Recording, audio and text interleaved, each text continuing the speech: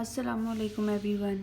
आज हम पढ़ेंगे इकोनॉमिक्स में ह्यूमन वांट्स। उससे पहले पढ़ने से पहले मेरा चैनल सब्सक्राइब करें, लाइक करें और कमेंट लाजमी कीजिएगा। अच्छा, हमारे पास ह्यूमन वांट क्या है? मतलब कि ह्यूमन वांट्स में इकोनॉमिक्स वांट हमारे पास क्या है? इकोनॉमिक्स वांट हमारे पास जो है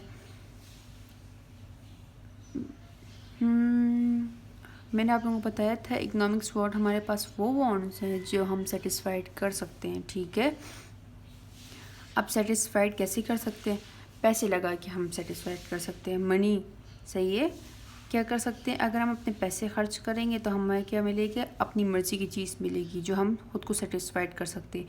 अब मुझे चाहिए मेकअप, ठीक है, तो मैं क्या करूँगी? पैसे खर्च करूँगी, फिर मुझे मेकअप मिलेगा और इस तरह ये होगा कि मेरी वांट्स सेटिस्फाइड हो जाएंगी।